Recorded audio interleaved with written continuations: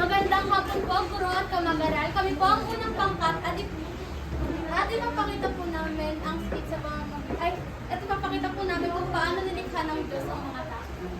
Sa ika-6 na araw, ginawa ng Diyos ang mga tao na kanyang kawangis.